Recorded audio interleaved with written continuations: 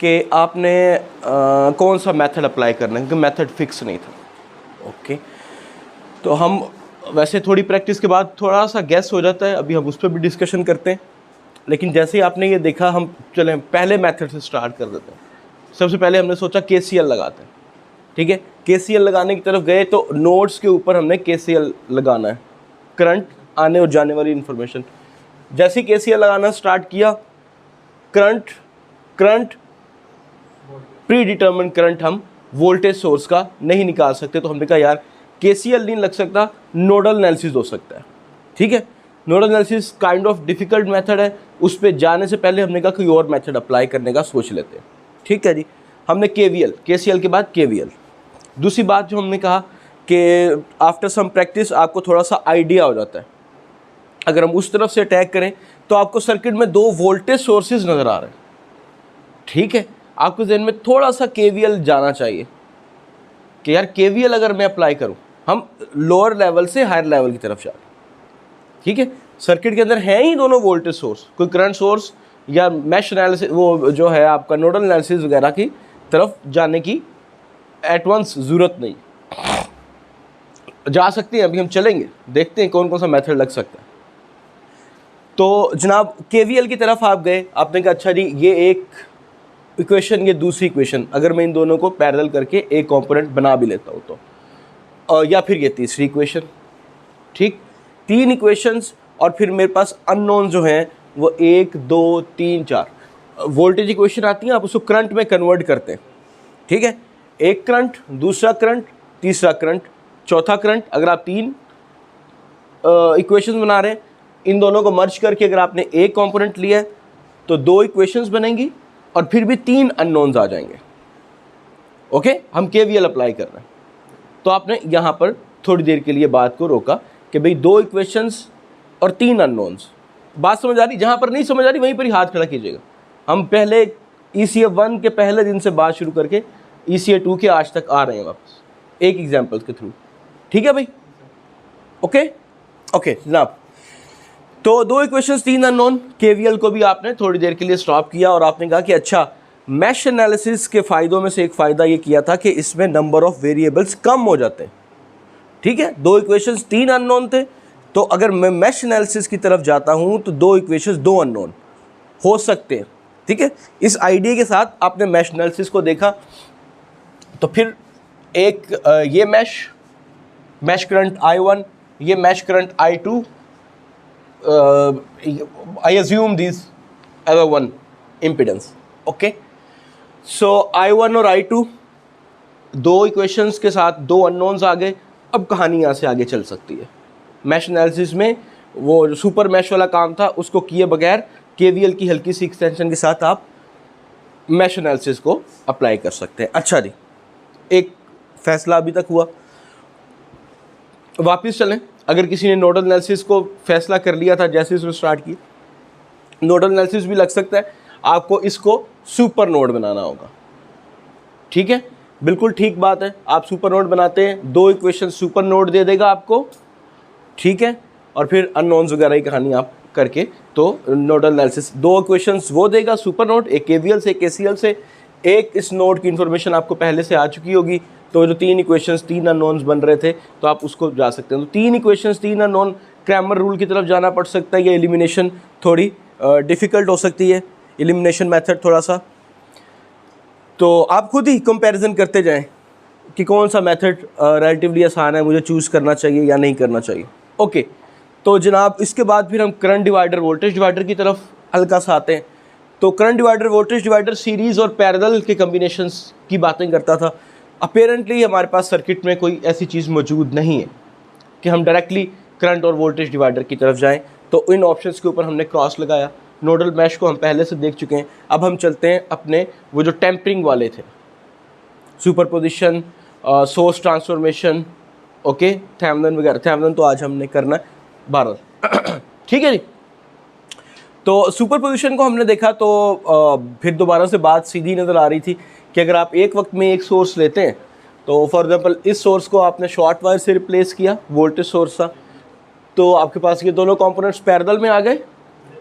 ठीक है, और फिर ये तीसरा कंपोनेंट और पैरेलल में आ गया, एक सिंपल केवीएल लगेगा यहाँ पर। पैरेलल में वोल्टेज बराबर होता है ना, इसके क्रॉस वोल्टेज चाहिए, ठीक है। तो इन तीनों को मिलाकर एक इम्पीडेंस बना ली, एक और दो कंपोनेंट्स हैं, ठीक है।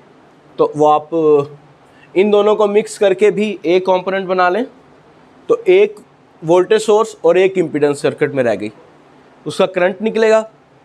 अब ये डिवाइडर लग सकता है, यानी कि वो जो हम वापस आते थे मेथड वाला फॉर द, ठीक। अगर आपने इस तरफ नहीं जाना तो भी ये शॉर्ट होने के बाद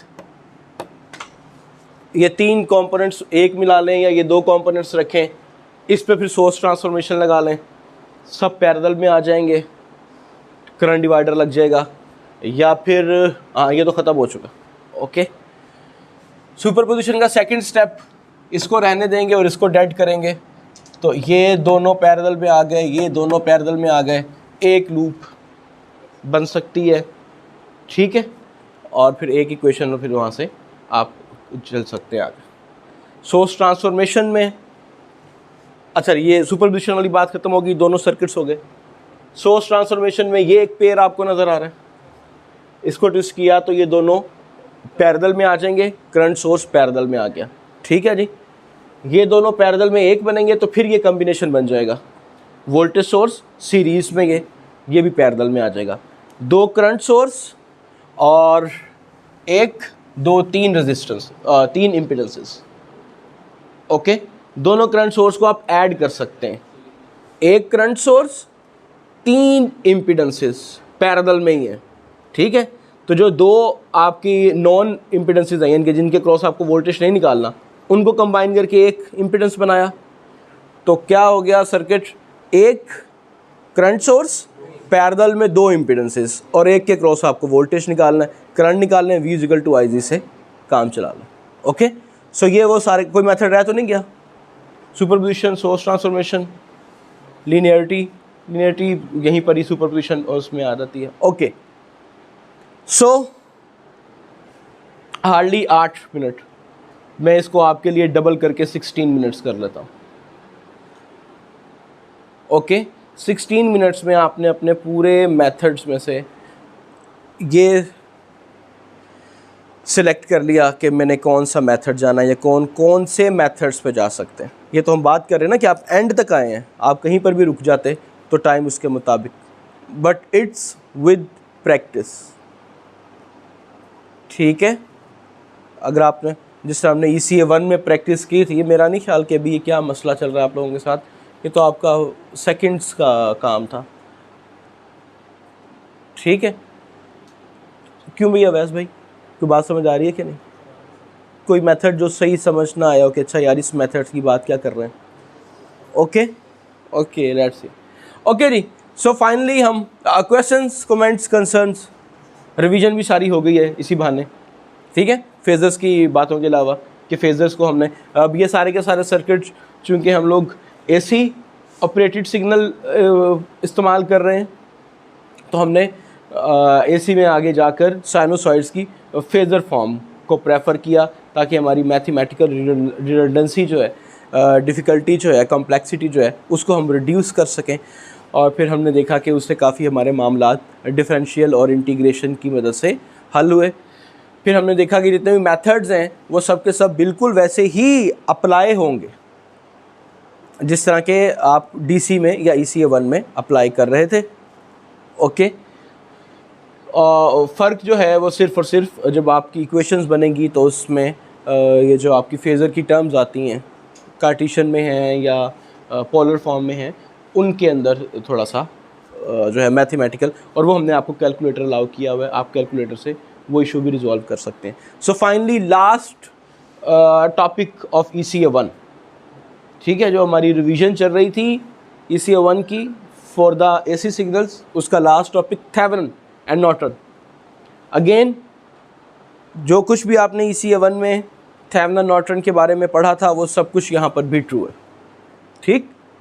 क्या पढ़ा था हमने ये पढ़ा था कि अगर आपके पास एक कॉम्प्लेक्स किस्म का सर्किट आ जाता है, so there are fair chances कि आप उसका इक्विवेलेंट एक सिंप्लीफाइड सर्किट बना सकते हैं। सिंप्लीफाइड कितना सिंप्लीफाइड? वो इतना सिंप्लीफाइड हो सकता है कि जिस टर्मिनल पर आपको आउटपुट निकालना है, ठीक, उस पर कितना voltage rest of the circuit exert कर रहा है, ठीक, आप ये इंफॉर्मेशन कलेक्ट कर लें। चाहे आपके पास सर्किट में करंट सोर्सेज लगे हों, चाहे वोल्टेज सोर्सेज लगे हों, ऑब्वियसली करंट सोर्स वोल्टेज तो प्रोड्यूस कर रहा है, राइट? तो कितना वोल्टेज वो करंट सोर्स और वोल्टेज सोर्सेज या करंट सोर्सेज या वोल्टेज सोर्सेज मिलकर आपके रिक्वायर्ड टर्मिनल पर अप्लाई कर रहे हैं, एग्जर्ट कर रहे हैं, ये इंफॉर्मेशन आप इकट्ठी कर लें। कैसे कर लें वो देखते हैं। इसको आप वी थेवेनिन कहेंगे। और कितनी इम्पीडेंस, लास्ट टाइम रेजिस्टेंस तक की बात थी, आपके बाकी कंपोनेंट्स आपके रिक्वायर्ड टर्मिनल पर एग्जर्ट कर रहे हैं, अपोज उसको अप्लाई कर रहे हैं, वो आप फाइंड आउट कर लें, जिसको आप आर थेवेनिन कह दें। और इन दोनों को आप सीरीज में कनेक्ट कर दें और यहां पर आप अपना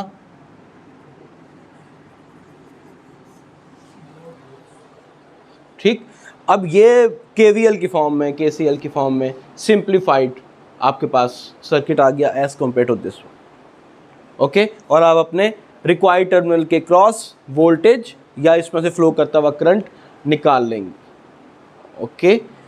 इंपॉर्टेंटली वहाँ पर भी अप्लाई हो रहा था जहाँ पर आपके पास जो आपका लोड है, टेक्निकल लैंग्वेज की बात, जहाँ पर आपको आउटपुट रिक्वायर्ड है वो वेरिएबल हो और रेस्ट ऑफ द सर्किट जो है वो फिक्स हो, तब भी आप, बल्कि तब मोस्ट इम्पॉर्टेंटली आप थेवेनिन नॉर्टन पे जाते हैं।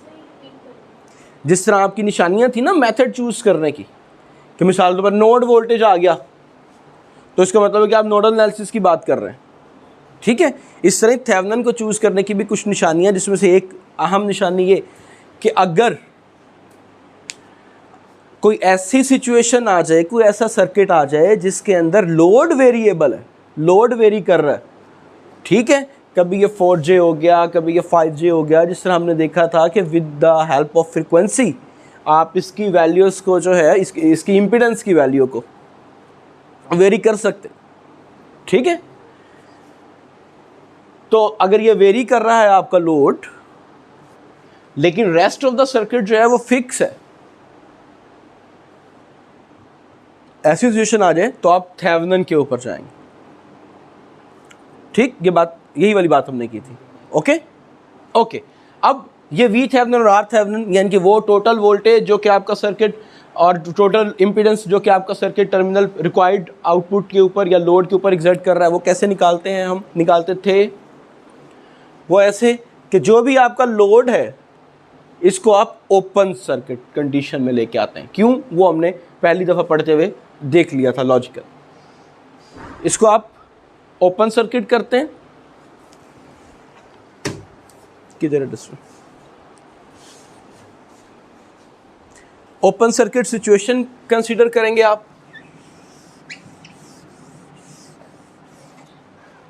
और अब आप देखेंगे कि इन टर्मिनल्स पर कितना वोल्टेज है। वो निकालने के मेथड्स आपके पास ऑलरेडी हैं, अभी हमने रिवाइज किए, ठीक है। हमने वहाँ पर ये एम्फसाइज किया था कि अब इस ओपन सर्किट से डरने की ज़रूरत नहीं है। क्यों? ये क्या हो गया, बिल्कुल ट्रीट इसको वैसे ही करें जैसे आप बाकी मेथड्स अप्लाई करते हुए करते थे, ठीक है। हमने कहा कि ये कोई टेक्निकल बात नहीं है, लेकिन आपको समझाने के लिए आप अपने जहन में रखें कि यहाँ पर कोई रेजिस्टेंस लगी हुई, ठीक है। तो फिर आपके लिए ज़िंदगी आसान हो जाएगी अप्लाई करना, जैसे कि आप ओपन सर्किट के ऊपर करें, ठीक है। इमेजिन करना है, वहाँ पर है नहीं, ओपन सर्किट है, ठीक है। जस्ट आपकी ईजनेस के लिए कि आपको बाकी अभी तक के मेथड से बात फेमिलियर लगे, क्योंकि जितने भी मेथड से वहाँ पर कोई ना कोई कंपोनेंट होता था ना, उसके क्रॉस निकालते थे आप, ओके। तो वो एक बात हमने वहाँ पर टिप दी थी, कोई टेक्निकल बात नहीं थी। सिमिलरली हम यहाँ पर भी आपको वही वाली टिप एक्सटेंड कर रहे हैं कि आप अपने लाशऊर के अंदर, बैक ऑफ द माइंड आप ये जहन में रखें कि ओके जनाब, यहाँ पर एक इम्पीडेंस रखी हुई है, कोई इम्पीडेंस रखी, कोई कंपोनेंट यहाँ पे लगा हुआ है और मैं उसके अक्रॉस वोल्टेज निकाल रहा हूँ, तो अब आपको ये सर्किट वैसा ही फेमिलियर लगेगा जैसा आप पहले से, क्योंकि सर्किट के क्रॉस वोल्टेज तो आप निकालते आ रहे हैं, ठीक है। उसको आपने एक और नाम वी थेवेनिन या वी ओपन सर्किट का दे दिया, तो इससे परेशान कोई नई चीज़ नहीं आई। ओके ओके जनाब, तो आपने अब वही वाली टेक्निक अप्लाई की और यहाँ पर इसके अक्रॉस वोल्टेज निकाल, क्यों भैया, ठीक है। अच्छा जी, अगला मरहला आर थेवेनिन का, कि वो इम्पीडेंस जो रेस्ट ऑफ द सर्किट इस कंपोनेंट के ऊपर, इस टर्मिनल के ऊपर एग्जर्ट कर रहा है, वो कैसे। तो दो तरीके थे आर थेवेनिन निकालने के। तरीका नंबर 1, अगर तो आपके सर्किट में सिर्फ और सिर्फ इंडिपेंडेंट सोर्सेज लगे हुए हैं लाइक दिस, फिर तो आपकी ज़िंदगी बहुत आसान सी हो रही थी ECA1 के लेवल तक।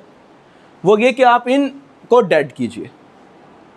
क्यों? क्योंकि हमने वहाँ पर डिस्कशन की हुई थी कि आपको सर्किट की सिर्फ इम्पीडेंस ही चाहिए या रेजिस्टेंस ही चाहिए, तो आपने इसको शॉर्ट किया, इसको शॉर्ट किया, जो रेस्ट ऑफ द सर्किट था वो एक सिंप्लीफाइड में सीरीज पैरेलल स्टार डेल्टा की फॉर्म में था, आपने उसको सॉल्व कर लिया। इक्विवेलेंट रेजिस्टेंस जिसको हम यहाँ पर आर थेवेनिन का नाम दे रहे हैं, ठीक है। ये भी अगेन नॉन टेक्निकल बात है, इक्विवेलेंट रेजिस्टेंस नहीं है, ओके। लेकिन आपके समझने के लिए, पिछले मेथड से फेमिलियरिटी के लिए, इम्पीडेंस मैचिंग के लिए हमने बात कर दी कि ठीक है इक्विवेलेंट रेजिस्टेंस का हम उसको, ओके। तो ये निकाला। मेथड नंबर 2 ये था कि अगर डिपेंडेंट सोर्स आ जाता है, ओके, तो अब आपको ये पता है कि आप डिपेंडेंट सोर्स को डेड नहीं कर सकते, ठीक है, क्योंकि वो किसी और कंपोनेंट पे डिपेंड कर रहा है। अगर आप उसको डेड करेंगे तो उसका मतलब है कि उस कंपोनेंट को भी आप डेड कर रहे हैं, ठीक है। अब यहाँ से इशू हो जाएगा और आपका सर्किट वो सर्किट नहीं रहेगा जिसको आप सॉल्व कर रहे थे, ओरिजिनल सर्किट, ठीक। इसीलिए आप डिपेंडेंट सोर्स को डेड नहीं करते। तो फिर कैसे हम इम्पीडेंस निकालते हैं? हम ये वाली बात यूटिलाइज करते हैं, ठीक, जो आपकी ओपन सर्किट कंडीशन थी। अच्छा, ये बात आपको जो हमने थोड़ी मिस कर दी कि चाहे आपने वी थेवेनिन निकालना, चाहे आर थेवेनिन निकालना, आपने ओपन सर्किट कंडीशन लेनी है, ओके। कि यहाँ पर अगेन कोई वो इम्पीडेंस नहीं लगी, इमेजिनेशन में आप लगा लें, अलहदा बात, okay. So Z is equal to VI। यहाँ से हम इम्पीडेंस निकालने की कोशिश करते हैं, और मैंने यहाँ पर सॉरी इट्स Z हमारे वाले। अब ठीक है, हम पहले ECA1 से स्टार्ट किया, तो अब ये ठीक है Z थेवेनिन। सो Z थेवेनिन निकालने के लिए या तो आप एक नॉन वैल्यू का वोल्टेज सोर्स लगा दें, या आप एक नॉन वैल्यू का करंट सोर्स लगा दें, इंडिपेंडेंट और डिपेंडेंट, ये भी आपकी मर्जी, ठीक है। और फिर अब चूंकि नॉन वैल्यू था, मिसाल के तौर पर मैं यहाँ पर एक, चूंकि ये दोनों, ठीक है, फर्ज करते हैं कि ये आपके पास डिपेंडेंट सोर्स था और वो इंडिपेंडेंट था, तो ये तो ख़त्म हो गया वैसे ही, इसको आप ख़त्म नहीं कर सकते थे। तो अब आपने एक नॉन वैल्यू का वोल्टेज सोर्स लगा दिया, आप करंट सोर्स भी लगा सकते। जब आपने नॉन वैल्यू का वोल्टेज सोर्स लगाया, तो इस टर्मिनल पर जो वोल्टेज है इसके अक्रॉस, वो तो आपको मालूम हो गया। अब इन नोड्स पर, इस नोड पर सॉरी, आप अगर करंट मालूम कर लेते हैं, तो इस टर्मिनल पर जहाँ पर आपको इम्पीडेंस रिक्वायर्ड थी, वोल्टेज भी आ गया और करंट भी आ गया। तो अब आप Z थेवेनिन यहाँ से निकाल देते हैं, ठीक। ये सारी बातें ठीक ही हो रही हैं, हम जस्ट रिवाइज कर रहे हैं थेवेनिन, हाँ भाई, ठीक है, ओके। कोई बात समझ नहीं आ रही तो कितना बड़ा मसला नहीं है, आप पूछ सकते हैं कामरान, ठीक है, ओके, ठीक है जी। So that was all about the Thevenin theorem और नॉर्टन थ्योरम। बिल्कुल तकरीबन ऐसा ही था, जहाँ पर आपने यहाँ पर सोर्स ट्रांसफॉर्मेशन की बात भी साथ ले, वोल्टेज सोर्स के साथ इम्पीडेंस को सीरीज़ में लगाया था, नॉर्टन के लिए करंट सोर्स को आप पैरेलल में लगा दें,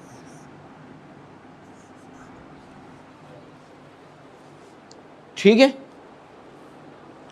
यहां पर जब आप VThevenin फाइंड आउट कर रहे थे तो आपने इसको ओपन किया था, I नॉर्टन ये टोटल करंट मालूम करते हुए आप इसको शॉर्ट।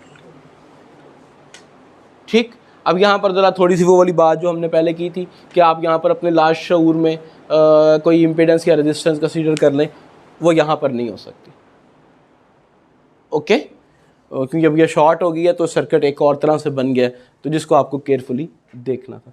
लेकिन आई नॉर्टन निकालते हुए, सॉरी जी नॉर्टन निकालते हुए, ये वाली इम्पीडेंस निकालते हुए, जी नॉर्टन निकालते हुए, वही आपने ओपन सर्किट कंडीशन ही कंसीडर करनी है और बाकी सारी चीज़ें वैसे ही। ओके, यानी कि आपकी जो चीज़ें हैं वो मोर देन 98-99% वैसी ही हैं जैसी कि आपने इसी वन में या डीसी के लिए थेवेनिन और नॉर्टन थ्योरम के लिए कंसीडर की थी। ओके, जिसका ब्रीफ रिव्यू हमने यहाँ पर आपको दिया। हम एक एग्जांपल सॉल्व कर लेते हैं।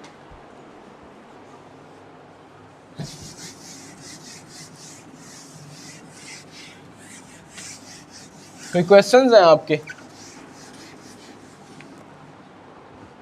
हाँ भी शहजाद, हाँ शहरियार, कोई बात समझ आ गई हो अभी तक?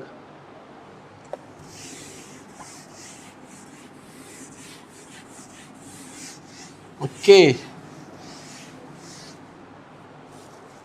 सो इट इज़ योर, अच्छा एक इम्पॉर्टेंट चीज़, वो जो हमने कहा कि 98% जो सेम है, उसमें जो 2% की बात रह गई थी जो सेम नहीं है।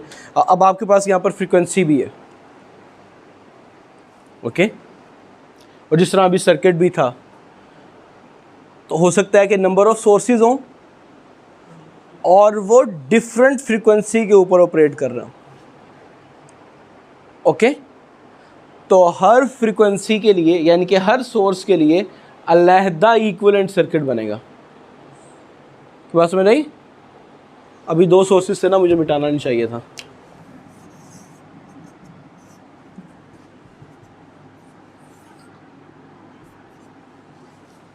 ठीक है,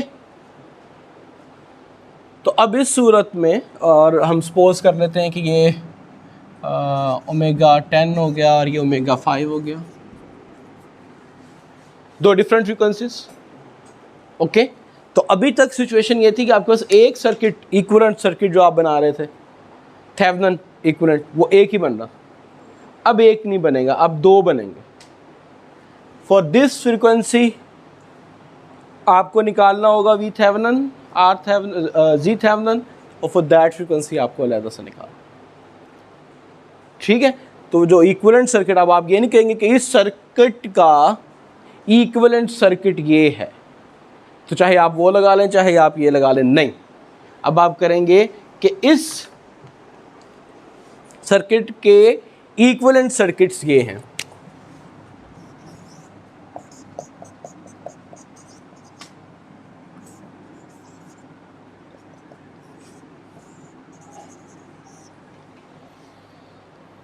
अगर आपने इस फ्रीक्वेंसी का ऑपरेशन देखना है, इस फ्रीक्वेंसी के लिहाज से ये देखना है आउटपुट जो V मालूम करनी थी आपने, तो फिर आप ये था।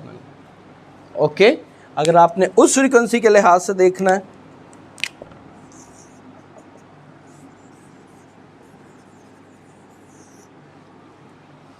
ठीक, वही वाली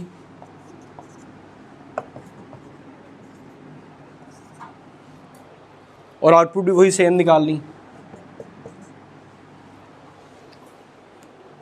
ओके जी, तो फ्रीक्वेंसी के लिहाज से ये वो थोड़ी सी चीज़ थी जो कि अब यहाँ पर हमारे पास डिफरेंट आई। बाकी सारा थेवेनिन नॉर्टन वही वाला, राइट? ओके,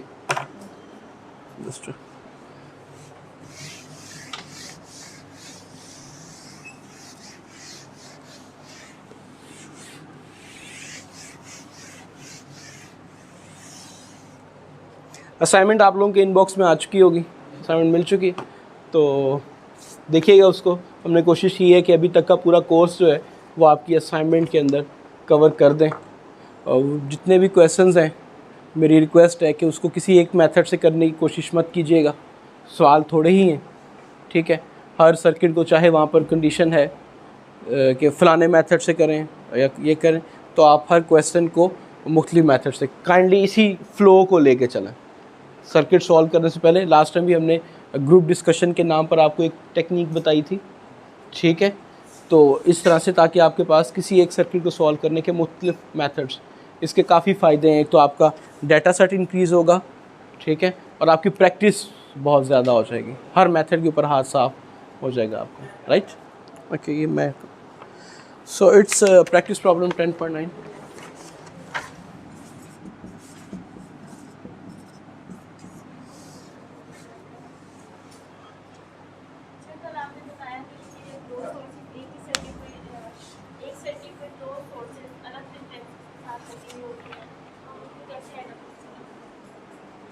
सुपरपोजिशन की लास्ट टॉपिक की बात करें आप, हाँ, सुपरपोजिशन फॉर एसी में जो डिफरेंस है दैन डीसी, वो सिर्फ एक ये बात है कि यहाँ पर अभी जो हमने बात की दोबारा से डिफरेंट फ्रिक्वेंसीज आ सकती हैं।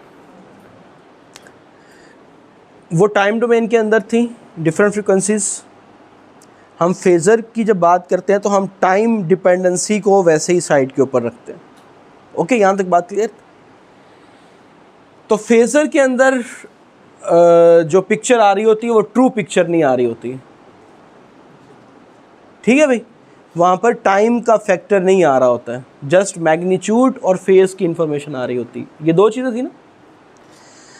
तो अब it's not logical, it's not wise कि आप आधी अधूरी इंफॉर्मेशन को इस्तेमाल करें।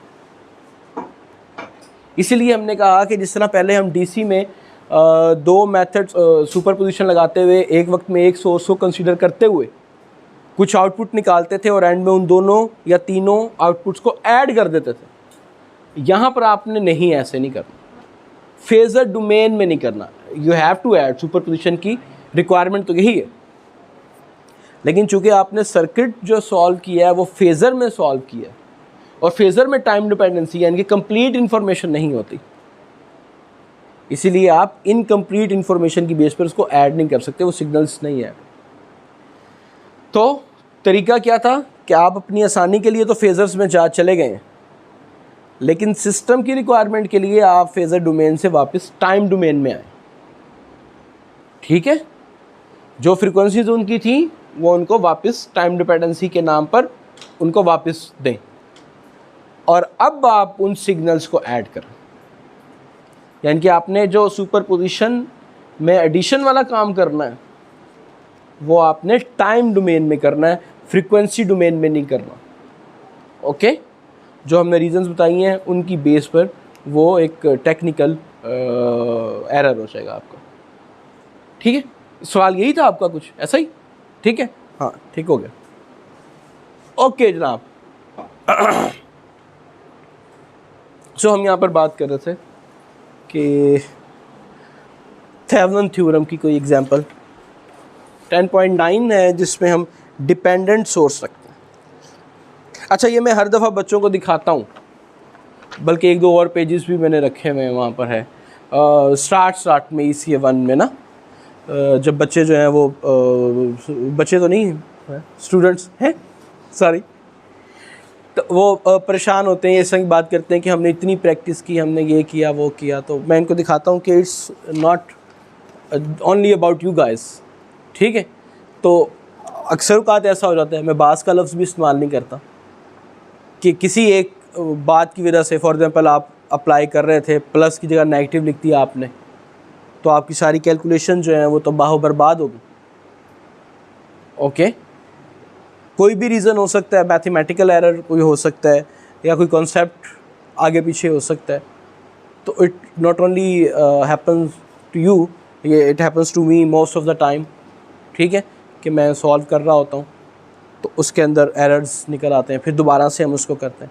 लेकिन with passage of time, with practice, again emphasize कर रहा हूँ मैं इस बात पे, करता आ रहा हूँ अभी तक, ये आपका जो काम है वो कम हो सकता है, ठीक है। तो मेरे ख़्याल में ये एग्ज़ाम्पल जो है वो मैंने कितनी दफ़ा सॉल्व की होगी, 3 मुख्तलिफ मार्कर्स तो मुझे यहाँ नज़र आ रहे हैं।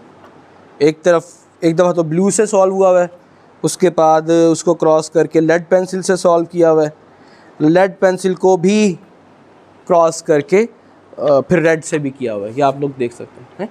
So don't try to be demotivated, discourage होने की ज़रूरत नहीं कि यार मैं एक दफ़ा कर लिया ये सवाल, दूसरी दफ़ा कर लिया, 3 दफ़ा सर्किट सॉल्व कर लिया, मुझे सॉल्व ही नहीं हो रहा। ठीक है, ये खैर हमने इसी वन में पहले 8-10 लेक्चर्स में जो हम बच्चों को मोटिवेट करते हैं कि it's not a big deal, ये सर्किट वगैरह सॉल्व करना कोई इतना बड़ा मसला नहीं है, उस वक्त हम ऐसी बातें उनको दिखाते हैं एक्सपेरिमेंटली करके कि ठीक है कि थोड़ा सा आप आगे पीछे होते हैं तो इशू हो जाता है। ओके खैर, सो ये एक वैसी बात बीच में आ गई।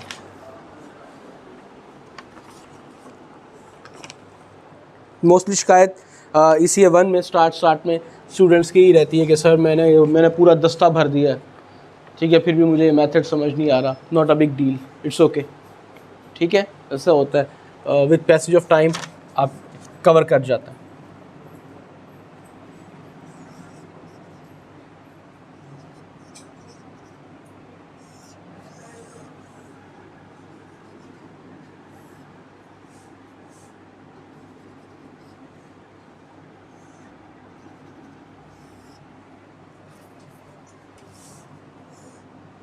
एक और एरर मुझे नज़र आ गया जो आज तक नहीं आया। ये 8 ओम के साथ ये जो कंपोनेंट मैंने बनाया हुआ है, ये मैंने यहाँ पर टाइप जो है वो रजिस्टर किया हुआ है, आल्दो मैंने लिखा J4 ओम ही हुआ है।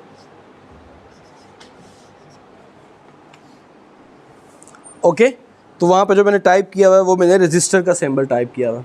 ठीक है, और फॉर्चुनेटली उसकी वजह से एरर कोई नहीं हो रहा।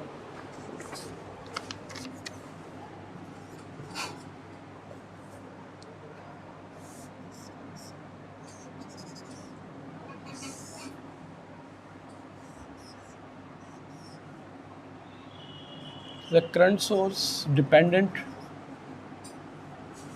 वी नॉट के ऊपर डिपेंड कर रहा है, और वी नॉट क्या चीज़ है, वी नॉट वोल्टेज है इस इम्पीडेंस प्लस यहाँ तक 8 प्लस 4 आयोटा ओम जो है, इसकी इम्पीडेंस को इसके अक्रॉस, इस इम्पीडेंस के अक्रॉस वोल्टेज को वो वी नॉट कह रहा है, यानी कि ये करंट सोर्स इस इम्पीडेंस के वोल्टेज के ऊपर डिपेंड कर। That's 4 Om.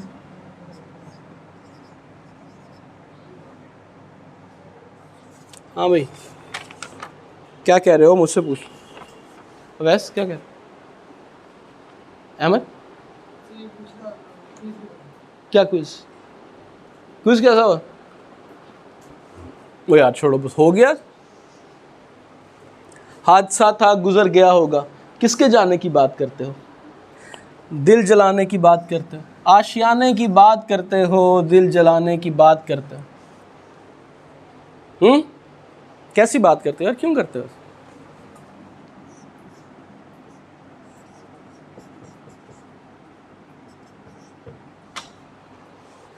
क्वेश्चन कुछ और है, वो वैसे VThevenin मैंने यहाँ पे स्टार्ट कर दिया, खुद से ही अज्यूम कर लिया कि हमने इसको थेवनाइज करना है एट दिस टर्मिनल। और इसकी पॉसिबिलिटीज़ ये हो सकती हैं कि यहाँ पर एक इम्पीडेंस कनेक्टेड हो,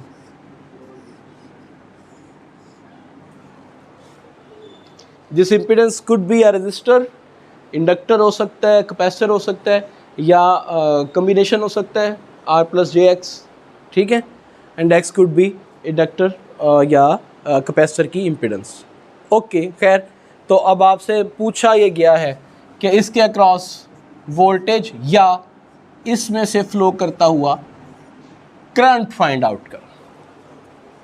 बात जो है वो पहले पॉइंट से स्टार्ट अगर हो जाए, ठीक, हमने फिर वही वाली सारी कहानियाँ स्टार्ट करनी, नोड्स, मैशेस, सीरीज़ पैरेलल को देखने के बाद हम मेथड पे आए। ठीक है, तो जैसे सर्किट की शक्ल इस वक्त नज़र आ रही है मुझे, मैं current divider, voltage divider, KCL KVL के ऊपर जाने को इतनी जल्दी तैयार नहीं हो रहा हूँ। विद प्रैक्टिस ठीक है, अब हम दोबारा से सारा कुछ रिवाइज नहीं कर सकते ना, इतना टाइम नहीं रह गया, तो मैं सीधा इसका नोडल या मैश एनालिसिस को चूज़ करूँगा। अगले पॉइंट पर मुझे नज़र आया जनाब करंट सोर्सेस। ठीक है, अगर मैं मैशेस पर जाता हूँ तो फिर मुझे सुपर की तरफ जाना पड़ सकता है, तो अवॉइड टू दैट मैं नोडल एनालिसिस को प्रेफर करूँ। ओके, कहानी समझ आई थोड़ी बहुत? अच्छा, यहाँ से निकल के अगर मैं सुपर पोजिशन की तरफ जाना चाहूँ तो फिर सुपर पोजिशन के अंदर मसला मुझे ये डिपेंडेंट सोर्स का नज़र आ रहा है। ठीक है, तो इसको डेड करके मुझे इतना, तो मैं सुपर पोजिशन के से भी बाहर निकलूँ। सोर्स ट्रांसफॉर्मेशन पर अगर मैं जाता हूँ तो मुझे ये कम्बिनेशन जो है वो सीरीज़ में नज़र आ रहा है। ठीक है जी, इसकी बजाय अगर मैं वोल्टेज सोर्स सीरीज़ में लगाता हूँ तो ये एक लूप बन जाएगी, ये दूसरी लूप बन जाएगी। अब मैं मैश एनालिसिस की तरफ जा सकता हूँ और मैं फिर यहाँ पर सुपर मैश लगाकर काम कर लूँगा। ओके, ठीक है, कितनी देर लगी सारा कुछ पूरा कोर्स रिवाइज कर रहा हूँ विद प्रैक्टिस। परेशान नहीं होना, मेरा सर्किट सॉल्व करना आप लोगों से नीचे ही है, ये प्रूफ रहा। ओके, जितने अच्छे तरीके से आप और जितनी जल्दी आप कर सकते हैं, मैं इतने तरीके से नहीं कर सकता। ये तो बस वैसे ही विद प्रैक्टिस जो है ये इतनी सारी कहानी आप मिनटों में निकाल लेंगे इंशाल्लाह। ओके, सो ठीक है, फैसला हो गया यहाँ तक। लेकिन क्वेश्चन देने वाले ने जिद ये पकड़ ली कि नहीं भाई, इस सवाल को आपने थेवेनाइज करना है और वो इस टर्मिनल पे करना। ठीक है, आपको मालूम है थेवेनिन हम किसी भी जगह पर कर सकते थे, जिसमें पिछली एग्जांपल में हमने दरमियान से सर्किट निकाला हो। ओके, तो जैसे ही आपको ये इंफॉर्मेशन मिली कि इसमें से फ्लो करता हुआ करंट, इस कंपोनेंट में से फ्लो करता हुआ करंट या इससे क्रॉस वोल्टेज निकालना है बाय यूजिंग थेवेनिन थ्योरम, या दूसरा तरीका थेवेनाइज करें इस सर्किट को एट दीज टर्मिनल्स। मैं उठा लेता हूँ, थैंक यू वेरी मच। ठीक है, तो आपने क्या किया, सबसे पहले आपने इसको कर दिया ओपन। ओके, हाँ बोलो क्या हुआ? सबसे पहले आपने इसको किया ओपन। ठीक है जी, ओपन करने का मतलब ये था कि अब आपने वो जो भी हमने पहले बात करी, ओके, उसी बात को करने के मुख्तलिफ तरीके। जी जनाब, अब इसके क्रॉस वोल्टेज निकालना, क्या करें? क्या नाम है अपना? हाँ जी जी जनाब, कैसे निकाल लें वोल्टेज?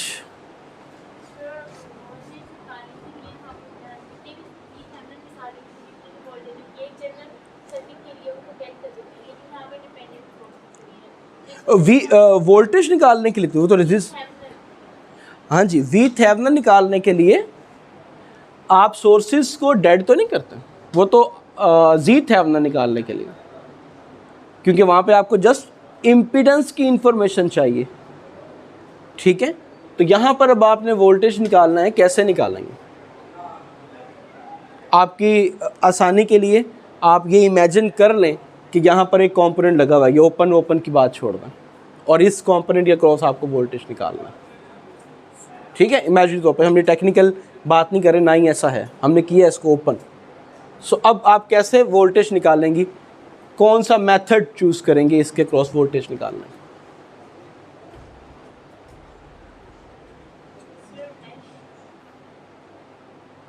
सर या mesh? Okay, mesh analysis. Okay जी, कीजिए। कैसे? शाबाश। मैश एनालिसिस में सबसे पहला स्टेप, मैशेस आइडेंटिफाई करके उसमें मैश करंट्स फ्लोट करवा दिया आपने। ठीक, सो आपने कहा कि एक मैश ये है क्लॉकवाइज एंटी क्लॉकवाइज, एक मैश ये इसमें फ्लो करता हुआ करंट I1, दूसरी मैश ये इसमें फ्लो करता हुआ करंट I2। मैंने दूसरी मैश की कन्वेंशन इनसे नहीं पूछी। ठीक है,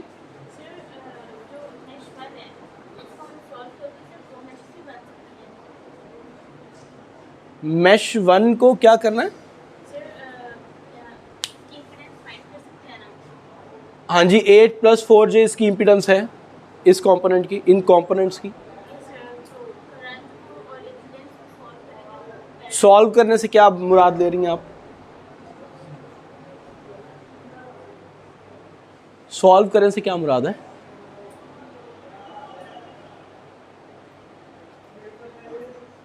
हाँ शाबाश, बोलें, टाइम तो कम रह गया।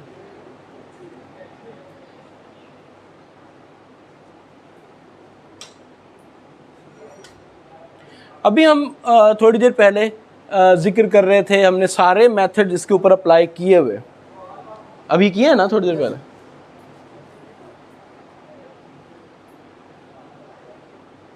तो फिर अभी हमने बात तो की थी कि मैश एनालिसिस कैसे अप्लाई करेंगे। यहाँ पे आपने चलें, आपने मैश एनालिसिस अप्लाई कर दिया। अभी ज़रा आपकी मेथड जो है वो बिल्कुल ठीक है, लेकिन अभी मुझे समझ नहीं आ रही, टाइम ज़रा थोड़ा कम है, हम इस पर डिस्कस नहीं कर पा रहे।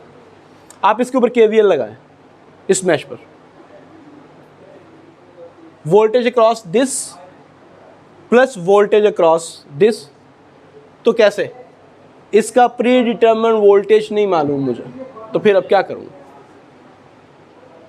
या अगर मैं इसके ऊपर भी केवीएल लगाता हूँ, voltage across this, voltage across this, voltage across this, what, voltage across this, what. So क्या करूँगा आप?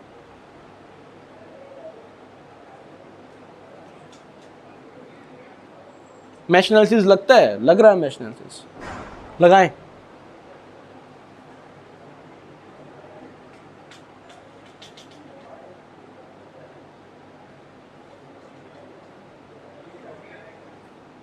ठीक है, शाबाश।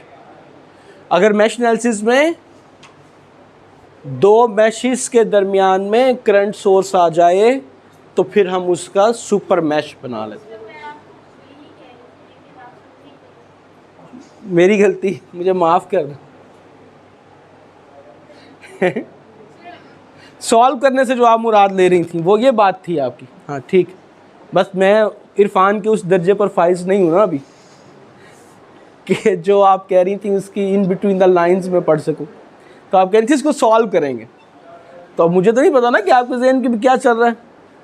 तो मैंने आपसे यही पूछा कि सॉल्व करने से आपकी क्या मुराद है। आपकी मुराद बिल्कुल ठीक है। अगर आप ये बात कर रही हैं कि इसको हम मैश एनालिसिस करेंगे, then you are very good. ठीक है, और सॉरी, सुपर मैश बना लेंगे हम इसको। ठीक है, तो इसको प्लग आउट किया और फिर यहाँ से इसको भी मुझे प्लग आउट करना नहीं।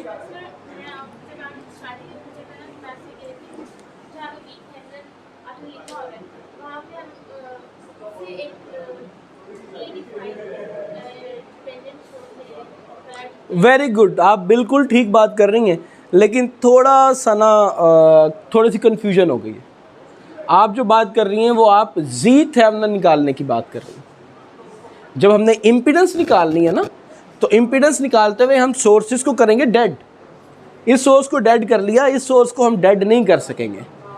तो अब हमने कैसे इम्पीडेंस निकालनी है, तो वो जी इक्वल टू वी आई, जो भी हम 10-15 मिनट पहले बात कर रहे थे। ठीक है, अब आप यहाँ पर अपनी मर्जी से कोई वोल्टेज या करंट सोर्स लगाएंगे और फिर जी इक्वल टू वी आई की तरफ जाएंगे। सारी बातें जो भी हम थोड़ी देर पहले कर रहे थे। ठीक है, वेरी गुड, ओके। मेरी रिक्वेस्ट ये थी, बिल्कुल आप लोगों की अपनी मर्जी है, हमने बिल्कुल फ्री हैंड दिया है कि आप किसी भी मेथड से इसको सॉल्व करें। चूँकि करंट सोर्सेज आपको नज़र आ रहे हैं, तो आप नोडल एनालिसिस की तरफ चले जाएं। आपका मैश एनालिसिस 100% यहाँ पर लगेगा, मैं ये नहीं कह रहा हूँ कि नहीं लगेगा, लेकिन फिर आपको वो सुपर मैश और वगैरह वगैरह की तरफ जाना पड़ेगा। तो उसकी तरफ जाने की बजाय आप आसान राउट ले लो।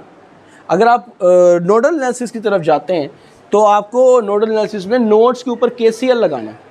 ठीक है, नोड वोल्टेज निकालने, नोड्स के ऊपर केसीएल लगाना है। केसीएल लगाने के लिए आपको आने और जाने वाले करंट्स की इंफॉर्मेशन चाहिए जो कि ऑलरेडी गिवन है। ओके, इसीलिए मैं नोडल एनालिसिस की बात कर रहा हूँ। केसीएल की बात इसलिए नहीं करेंगे क्योंकि फिर number of equations, number of unknowns match नहीं करेंगे, या हो सकता है मैच कर जाए, मैंने ट्राई नहीं किया। नोडल एनालिसिस को हम ट्राई कर सकते हैं। ठीक है, और फिर हम इस नोड पर जो वोल्टेज निकालेंगे that will be V Thevenin, क्योंकि दोनों पैरेलल में। ओके, ठीक है जी। अब आपकी बात आ गई कि जी थेवेनिन निकालना है। जी थेवेनिन निकालते हुए अगर मैं इसको डेड करता हूं तो इसका मतलब है कि ये एक ओपन है। ठीक है, इसको मैं डेड नहीं कर सकता। अब ऑलरेडी करंट सोर्स लगा हुआ है, तो it is good, it is easy कि आप करंट सोर्स ही यहाँ पर लगा दें। आप वोल्टेज सोर्स भी लगा सकते हैं। ठीक है, तो अब हमने यहाँ पर एक करंट सोर्स लगा दिया जिसकी वैल्यू हमारे पास नॉन थी। 1 ampere, 10 ampere, 500 ampere, 0.1 ampere, non value का। लाजमी नहीं है कि 1 एम्पेयर का लगाएं, ये सारी डिस्कशन वहाँ पर हमने की हुई है। ओके जनाब, अब मुझे इस टर्मिनल पर फ्लो करते हुए करंट की इंफॉर्मेशन है, मुझे इस टर्मिनल पर वोल्टेज चाहिए, अगेन वोल्टेज चाहिए मुझे। ठीक हो गया, ये सारा कुछ एक हो जाएगा, ठीक है नहीं? ये और ये पैरेलल में नजर आ रहे हैं, ठीक है? ये दोनों एक सोर्स बन सकते हैं, दोनों करंट सोर्स है ना, ऐड कर दें। हाँ, ये वाली ये वजह, ये अब थ्योरी चल रही है। अब थ्योरेटिकल बात है कि वो जो करंट सोर्स आएगा वो क्या होगा, डिपेंडेंट होगा, इंडिपेंडेंट होगा, ठीक है? उसके बारे में परेशान ना हो, बस उसको 1 + 0.02 V0 करके उसको मैथमेटिकली इस्तेमाल करना। आप यहाँ पर दोबारा से नोडल एनालिसिस भी कर सकते हैं फिर दोबारा से, ठीक है? लेकिन अगर आप करंट डिवाइडर की तरफ चले जाते हैं तो शायद ज़िंदगी आसान हो जाए निस्बतन। करंट निकाल के इसके क्रॉस वोल्टेज निकाल लेंगे, that will V over I की वैल्यू 1 है, तो that will be your Z, ठीक है? नहीं, ये करोगे तो फिर ही होना है ऐसे, विद प्रैक्टिस। ओके, एनीवेज मैंने हाँ नोडल एनालिसिस से भी जी निकाला है, जी थेवेनिन, और करंट डिवाइडर से भी निकाला हुआ है, तो it works good. Answer is same, 4.5 magnitude है और समथिंग 7.7 जो है वो उसके फेज है, ठीक है? तो काइंडली इसको आपने प्रैक्टिस करना। Okay, so for so good if I believe. Apparently नज़र नहीं आ रहा, तो अभी तक जो है वो हमने क्या काम कर लिया है, जितने भी लेक्चर्स हुए हैं उसमें हमने एक काम ये किया कि जितनी भी टेक्निक सर्किट सॉल्व करने की थी डीसी के लिए, वो सब की सब हमने एसी के लिए देखी कि हम उनको कैसे अप्लाई कर सकते हैं, ठीक है जी? और फिर हमने देखा कि हर टेक्निक में थोड़ा बहुत मैथमेटिकली ईजनेस भी है और थोड़ी सी कॉम्प्लेक्सिटी, उसको हमने एलिमिनेट करके कैलकुलेटर अलाउड किया हुआ है आपको, ठीक है? और बैकग्राउंड में अगर हम जाएं तो हमने एसी की जो फेजर्स की जो प्रॉपर्टीज़ वगैरह हैं वो देखी हैं, कॉम्प्लेक्स नंबर को देखा है, इम्पीडेंस की एक टर्म जो है इंट्रोड्यूस हुई है वो हमने देखी है, ठीक है? अब यहाँ से हम technically in the true sense ECA 2 की बातें जो है वो इंशाल्लाह स्टार्ट करेंगे। Okay, thank you very much.